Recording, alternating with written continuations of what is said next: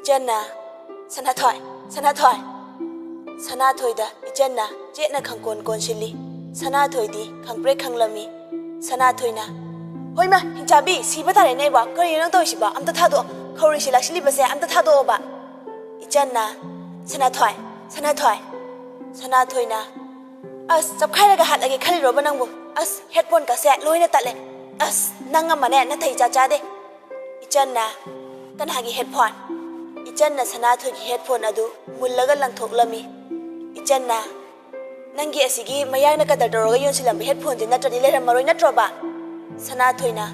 Kari no Minangatorishi boyba. Ichana, Kadai, phone the biro.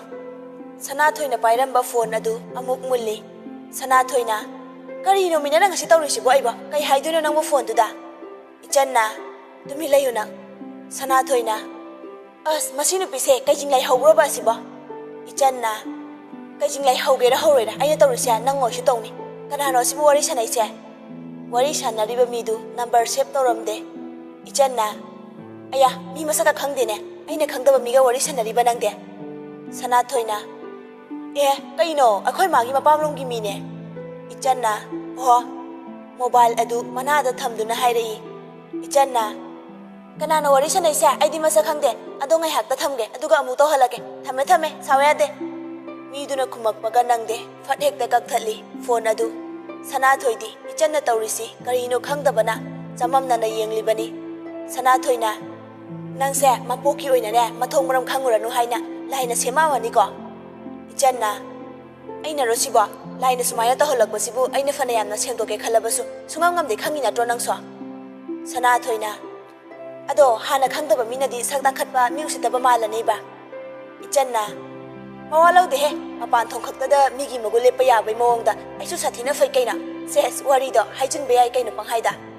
Matanta Amuk, Mamit Anidu Sugat Laganok Jerai.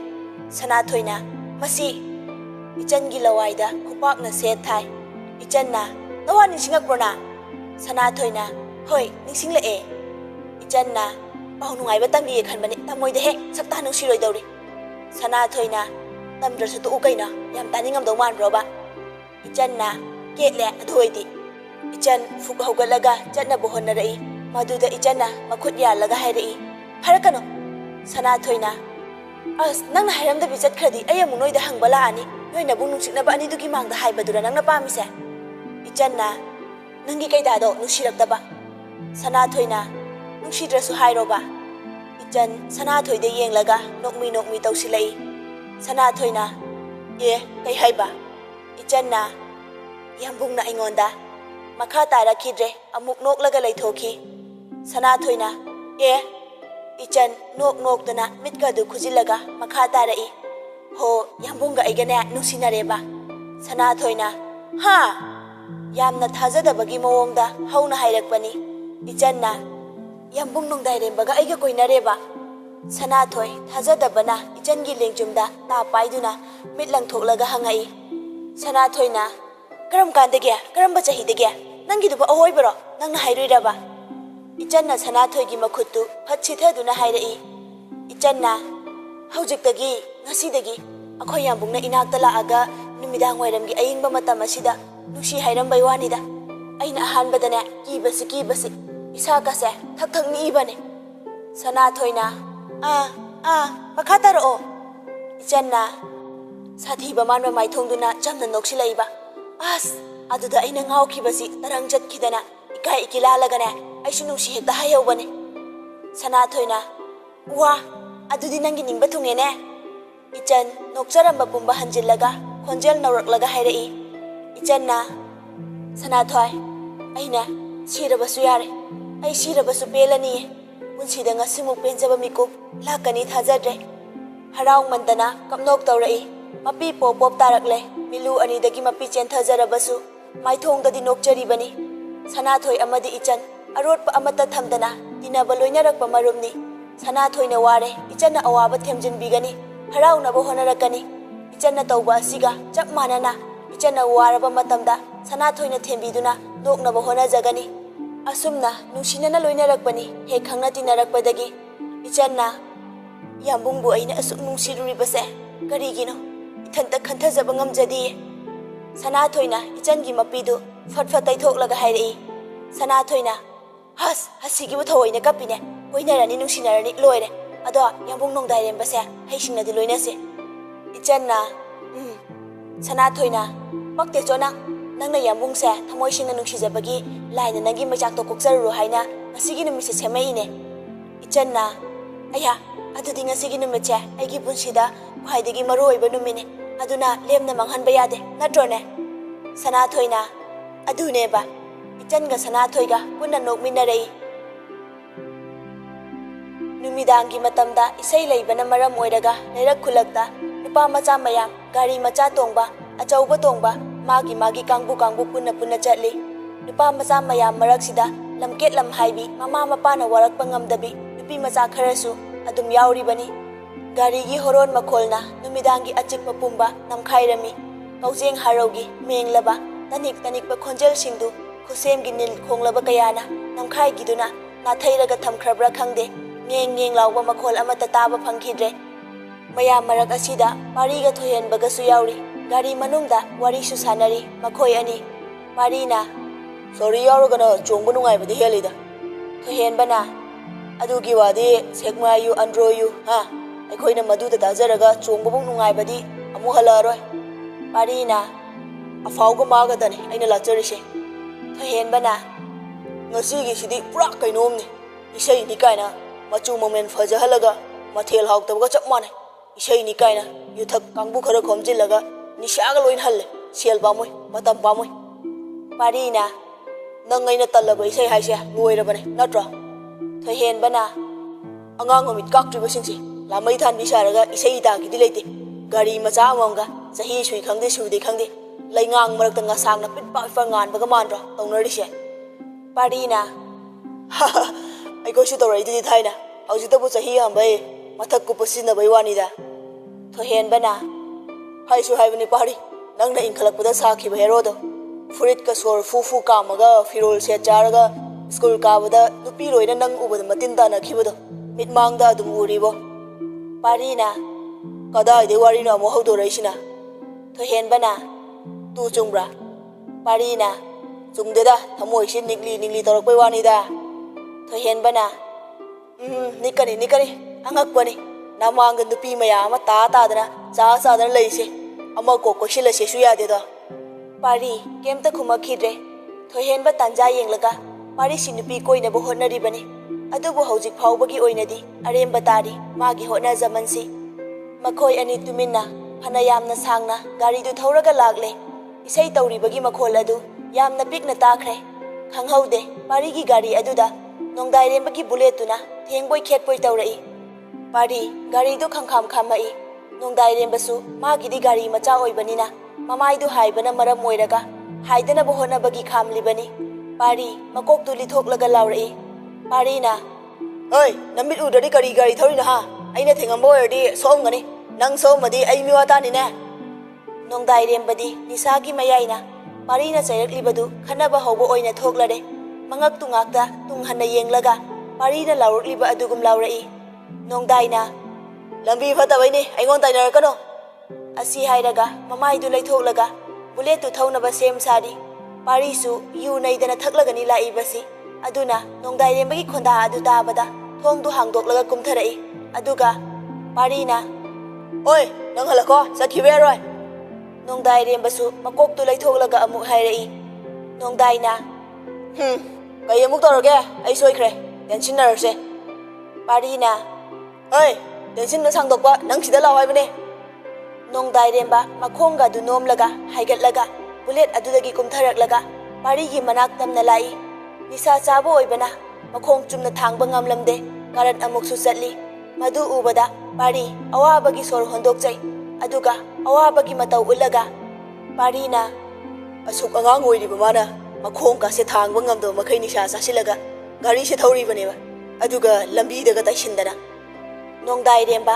pari gi mangda lepai mit ka su uirum tauraga hairei nongdaina yamba lambi se so am pikli sidi sidabu kitang khet khibane parina hey asuk pakwa asuk chaw lambi sida pi kaina namai do thomjiladi nongdaina hera yamba ꯈꯨꯠꯇꯤ ꯑꯩꯒꯤꯁꯨ ꯅꯪꯒꯤꯁꯨ ꯂꯣꯏꯅ ꯄꯥꯜꯂꯤꯗ ꯐꯖꯅ ꯍꯥꯏꯅꯁꯤ ꯊꯣꯏꯍꯦꯟꯕꯗꯤ ꯀꯨꯝꯊꯔꯛꯇꯦ ꯃꯉꯛꯇꯨ ꯁꯤꯠꯇꯨꯗ ꯉꯥꯊꯔꯒ ꯃꯤꯠ ꯎꯏꯁꯤꯜꯂꯤ ꯑꯅꯤꯗꯨꯅ ꯍꯥꯏꯅꯔꯤꯕ ꯑꯗꯨ ꯂꯣꯏꯅ ꯇꯥꯕꯅ ꯃꯔꯝ ꯑꯣꯏꯔꯒ ꯃꯤꯠ ꯑꯗꯨꯝ ꯎꯏꯁꯤꯜꯂꯒ ꯍꯥꯏꯔꯛꯏ ꯊꯣꯏꯍꯦꯟꯕꯅ ꯄꯥꯔꯤ ꯑꯉꯥꯡꯗꯨꯒ ꯃꯥꯟꯅꯔꯨꯅꯕ ꯆꯠꯂꯁꯦ ꯑꯩꯈꯣꯏ ꯒꯥꯔꯤꯁꯦ ꯁꯣꯛꯑꯗꯤ ꯁꯦꯝꯅꯕ ꯁꯦꯜꯂꯍꯣ 이반이 셀 톡대 ꯑꯗꯨꯒ ꯊꯥꯗꯣꯛꯈ꯭ꯔꯣ ꯃꯅꯨꯡꯗꯒꯤ ꯊꯣꯏꯍꯦꯟꯕꯅ ꯉꯥꯡꯂꯛꯏꯁꯤ ꯇꯥꯕꯗ ꯅꯣꯡꯗꯥꯏꯔꯦꯝꯕꯅ ꯍꯥꯏꯔꯛꯏ ꯅꯣꯡꯗꯥꯏꯅ ꯏꯌꯥꯝꯕ ꯑꯅꯤꯁꯨ ꯅꯤꯁꯥꯗꯤ ꯆꯥꯕ ꯃꯥꯜꯂꯤꯅ ꯑꯩꯗꯤ ꯄꯥꯔꯤꯅ ꯍꯩ ꯅꯪꯒꯤ ꯅꯤꯁꯥ ꯈꯨꯆꯥꯒ ꯑꯩꯈꯣꯏ ꯈꯨꯆꯥꯒ ꯃꯥꯟꯅꯗꯦ ꯑꯩꯒꯤ ꯒꯥꯔꯤ ꯁꯣꯏꯁꯦ ꯁꯦꯝꯅꯕ ꯁꯦꯜ ꯄꯤꯔꯝꯃꯣ ꯑꯗꯨꯒ ꯆꯠꯈ꯭ꯔꯣ ꯅꯪ ꯅꯣꯡꯗꯥꯏꯅ ꯀꯩꯅꯣ ꯏꯌꯥꯝꯕ ꯑꯩꯒꯤꯁꯨ ꯁꯣꯏꯁꯤꯗꯤ ꯅꯪ ꯈꯛꯇꯒꯤ ꯁꯣꯛꯄꯁꯨ ꯅꯠꯇꯅ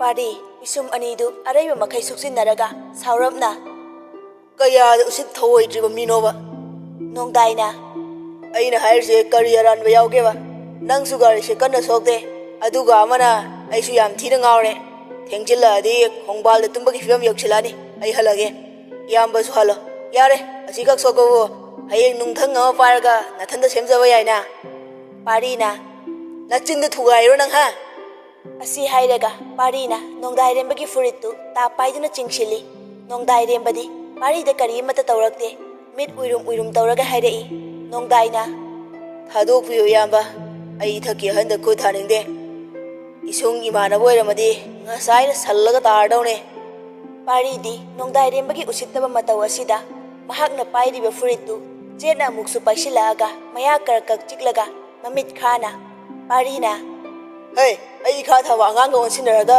ꯈꯠꯅ ꯆꯩꯅꯕꯁꯤ ꯅꯨꯡꯉꯥꯏꯇꯦ ꯇꯧꯕꯅꯤ ꯈꯨꯠꯆꯥꯎꯁꯤꯅ ꯊꯥꯔꯛꯑꯗꯤ ꯅꯃꯤꯠꯇ ꯆꯟꯗ ꯋꯥꯎꯅꯤ ꯎꯏꯔꯨꯝ ꯎꯏꯔꯨꯝ ꯇꯧꯔꯤꯕ ꯅꯃꯤꯠ ꯑꯅꯤꯗꯨ ꯆꯣꯡꯊꯣꯔꯛꯀꯅꯤ ꯅꯣꯡꯗꯥꯏꯔꯦꯝꯕꯗꯤ ꯀꯤꯒꯗ꯭ꯔꯥ ꯍꯥꯏꯔꯒ ꯍꯦꯟꯅ ꯑꯗꯨꯝ ꯆꯤꯝꯕꯥꯜ ꯆꯤꯡꯂꯒ ꯅꯣꯛꯐꯦꯠ ꯇꯧꯔꯒ ꯃꯉꯛꯇꯨꯁꯨ ꯄꯩꯊꯔꯒ ꯅꯣꯡꯗꯥꯏꯅ ꯐꯅꯕꯨ ꯅꯨꯡꯉꯥꯏꯔꯤ ꯏꯌꯥꯝꯕꯗꯧꯅ ꯊꯧꯅꯥ ꯐꯕ ꯅꯨꯄꯥ ꯑꯃꯅ ꯄꯣꯛꯄꯗꯩ ꯉꯁꯤ ꯊꯦꯡꯅꯔꯛꯏꯁꯤꯅꯤ ꯃꯈꯣꯏ ꯑꯅꯤꯅ ꯑꯁꯨꯝꯅ ꯉꯥꯡꯅꯔꯤꯉꯩ ꯅꯨꯄꯥ ꯃꯆꯥ ꯁꯪꯒꯨ ꯑꯃ ꯒꯥꯔꯤ ꯊꯧꯔꯒ ꯃꯈꯣꯏ ꯑꯅꯤꯒꯤ ꯃꯄꯥ ꯂꯥꯟꯈꯤ ꯅꯨꯄꯥ ꯃꯆꯥ ꯃꯌꯥꯝ ꯃꯔꯛꯇꯒꯤ ꯑꯃꯅ ꯂꯥꯎꯔꯝꯃꯤ ꯅꯣꯏ ꯑꯅꯤꯅ ꯇꯧꯔꯤꯗꯣ BTF ꯂꯥꯍꯧꯕꯅꯤ ꯂꯣꯀꯞꯇ ꯌꯧꯁꯅꯤ ꯑꯁꯨꯝꯅ ꯂꯥꯎꯔꯝꯕ ꯑꯁꯤꯗꯒꯤ ꯄꯥꯔꯤꯅ ꯅꯣꯡꯗꯥꯏꯔꯦꯝꯕꯕꯨ ꯐꯠ ꯏꯟꯊꯣꯛꯑꯝꯃꯒ ꯈꯥꯅ ꯌꯦꯡꯉꯝꯃꯒ ꯃꯐꯤ ꯍꯥꯏꯔꯞ ꯁꯦꯝꯃꯒ ꯊꯣꯡꯗꯨ ꯍꯥꯡꯗꯣꯛꯂꯒ ꯊꯧꯗꯨꯅ ꯆꯠꯈꯤ ꯊꯣꯏꯍꯦꯟꯕꯗꯤ ꯅꯥꯈꯣꯛꯂꯒ ꯇꯨꯝꯂꯕꯅꯤ ꯑꯅꯤꯗꯨ ꯃꯔꯩ ꯌꯦꯠꯅꯕ ꯇꯥꯕꯗ ꯅꯣꯡꯗꯥꯏꯔꯦꯝꯕ ꯊꯧꯋꯥ ꯁꯥꯗꯅ ꯄꯥꯔꯤꯅꯁꯨ ꯄꯥꯏꯁꯤꯜꯂꯝꯕ ꯐꯨꯔꯤꯠꯇꯨ ꯍꯥꯏꯔꯞ ꯁꯦꯝꯂꯒ ꯕꯨꯂꯦꯠꯇꯨ ꯊꯧꯗꯨꯅ ꯆꯠꯈꯤ ꯄꯥꯔꯤ ꯃꯁꯥꯒꯤ ꯃꯤꯅ ꯂꯥꯛꯆꯕ ꯌꯥꯗꯕ ꯃꯤꯁꯛ ꯑꯃꯅꯤ ꯅꯣꯡꯗꯥꯏꯔꯦꯝꯕꯒꯤ ꯀꯔꯦꯝ ꯀꯊꯥꯏꯅꯕ ꯃꯑꯣꯡ ꯃꯇꯧ ꯑꯗꯨ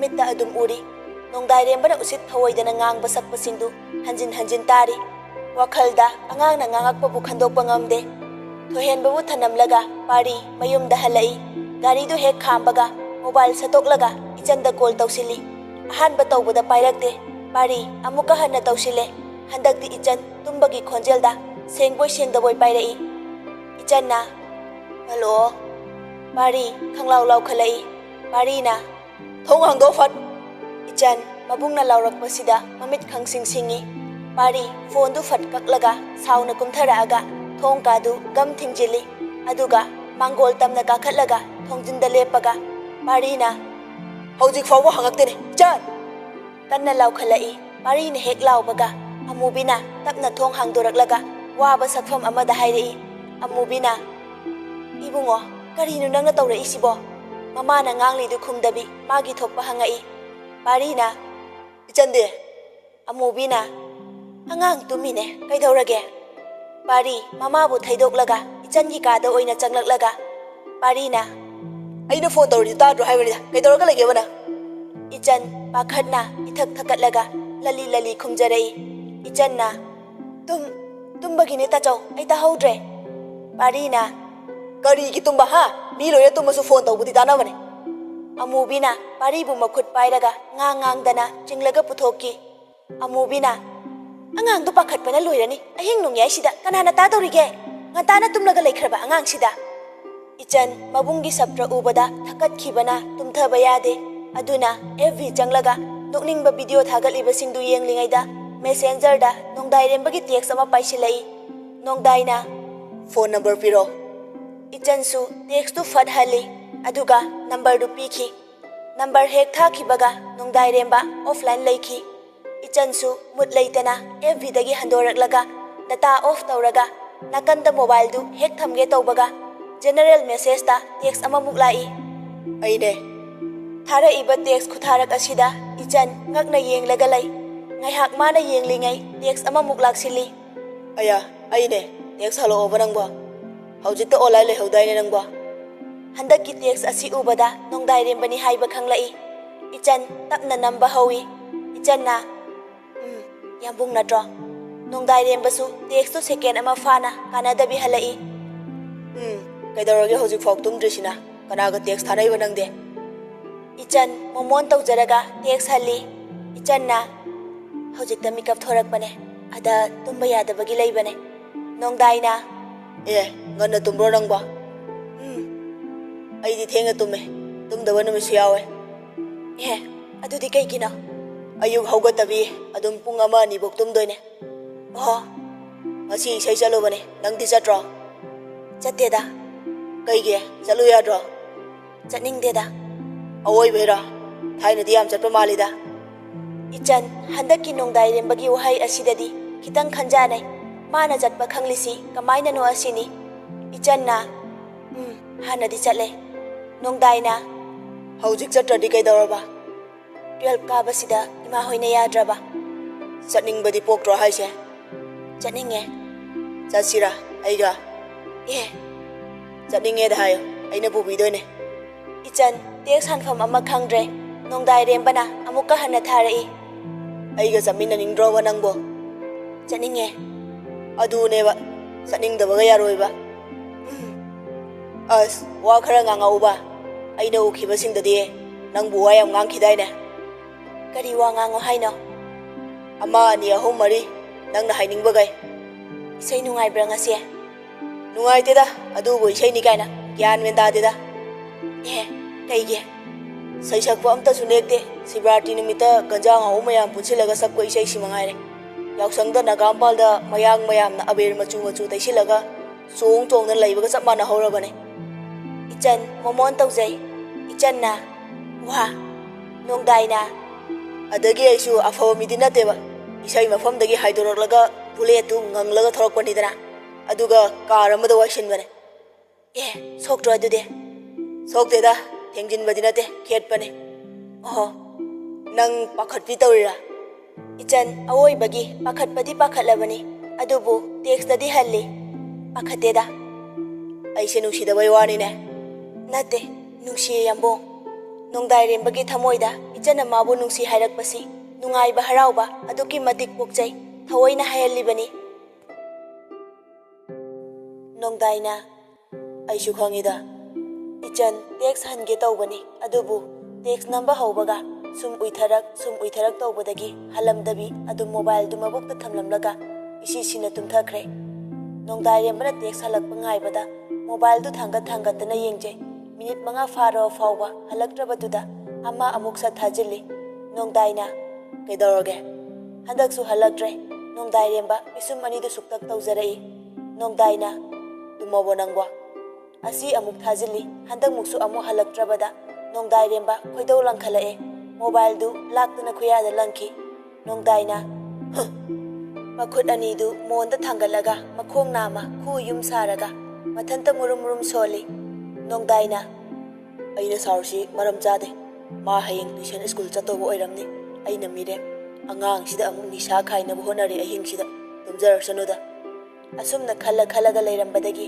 nongdai rembasu tapna tumthakre nongdai rembara tumthaba haibasi anambana ahing pung ani ahumdi adum tabani kana gumba thabak aruba chatnaba lalonba chatnaba gari thauba singdi haugatnaba matamni mana tumtharisi asumna makhoi ani pau khara phaunaba haure adubu call tawnaduna kuina wari sanabadi tawde mi khwaigi nupa dawna mahakna koiba nupi singi khongthang khuding koyeng yengchinba amadi adu tawba yaroi ada tawba yaroi haiba nupadu nongdai rembadi oiramde ichangi langba pamba asiga masi toroknaba asina wai sangna masa komna leijai amana amabu krak laksinnadrabasu ayuki nungthilgi numidangi text ama anidi thanadana tokti makhoi ani chandi sanathoiga pahraga gari machada nongmagi sinadana puthoknaraga tuition chatpagi khudong chaba lauraga kanna langthari bani tuition chatpani haina chatlaga tuition mafamda changdabi ꯑꯇꯣꯞꯄ ꯃꯐꯝ ꯑꯃꯗ ꯀꯣꯏꯔꯒ ꯂꯩꯊꯣꯛꯄꯁꯨ ꯑꯗꯨꯝ ꯃꯔꯛꯇ ꯌꯥꯎꯏ,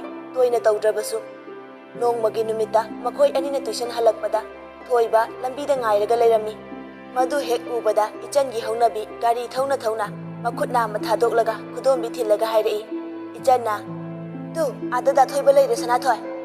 ꯁꯅꯥꯊꯣꯏꯗꯤ ꯃꯤꯍꯨꯜꯒ ꯂꯋꯥꯏ ꯌꯧꯔꯦ꯫ ꯇꯨꯡꯗꯒꯤ ꯏꯆꯟꯕꯨ ꯆꯦꯠꯅ ꯀꯣꯟꯁꯤꯜꯂꯒ ꯂꯥꯎꯔꯒ ꯍꯥꯏꯔꯛꯏ꯫ ꯁꯅꯥꯊꯣꯏꯅ, "ꯏꯆꯟ, ꯅꯈꯨꯠ ꯊꯥꯗꯣꯛꯀꯅꯨ, ꯅꯃꯥꯏꯗꯨ ꯃꯥꯡꯗ ꯑꯝꯇ ꯌꯦꯡꯉꯨꯕ꯫ ꯑꯁ, ꯇꯨꯁꯤꯜꯂꯗꯤ ꯏꯕꯥꯅꯤ ꯌꯨꯝ ꯄꯥꯟꯕ ꯈꯪꯗꯕ ꯇꯥꯔꯦ꯫ ꯏꯕꯨꯡ ꯏꯄ꯭ꯋꯥꯁꯤꯡꯅ ꯍꯌꯦꯡꯋꯥꯏ ꯄꯤꯖꯕꯤꯗ꯭ꯔꯗꯤ ꯑꯩ ꯌꯨꯝꯗꯒ ꯂꯩꯕ ꯉꯝꯃꯣꯏ." ꯏꯆꯟꯗꯤ ꯅꯥꯆꯨꯡꯕꯤꯕ ꯅꯠꯇꯦ, ꯍꯦꯟꯅ ꯑꯗꯨꯝ ꯃꯈꯨꯠꯇꯨ ꯊꯥꯗꯣꯛꯂꯒ ꯃꯆꯤꯟꯗ ꯉꯥꯡꯂꯒ, "ꯏꯆꯟꯅ, ꯉꯥꯡꯉꯤꯍꯦ ꯅꯨꯄꯤ ꯅꯪ ꯑꯃ, ꯅꯌꯨꯝ ꯄꯥꯟꯕ ꯈꯪꯗꯅꯕ ꯀꯥꯏꯗꯅꯣꯃ ꯊꯣꯝꯖꯤꯜꯂꯒꯦ, ꯃꯈꯣꯡ ꯃꯈꯨꯠ ꯑꯁꯦ ꯇꯦꯛꯅꯕ." ꯁꯅꯥꯊꯣꯏꯅ, "ꯉꯥꯎꯁꯤꯟꯅꯒꯅꯨ ꯏꯆꯟ, ꯀꯥꯏꯗꯅꯣ ꯅꯪꯅ ꯊꯧꯔꯤꯗꯨꯕ, ꯁꯨꯖꯤꯟꯗꯅ ꯁꯤꯕ ꯇꯥꯔꯦꯕ." ꯏꯆꯟꯅ, "ꯌꯥ!" ꯊꯣꯏꯕꯒꯤ ꯃꯅꯥꯛꯇ ꯒꯥꯔꯤꯗꯨ ꯈꯥꯝꯖꯤꯜꯂꯤ꯫ ꯁꯅꯥꯊꯣꯏ ꯈꯛꯇ ꯅꯠꯇꯦ, ꯊꯣꯏꯕꯁꯨ ꯀꯤꯕꯅ ꯃꯃꯤꯠ ꯃꯅꯥ ꯂꯥꯎꯊꯣꯛꯂꯒ ꯀꯟꯅ ꯂꯥꯎꯔꯛꯏ꯫ ꯊꯣꯏꯕꯅ, "ꯑꯦ!"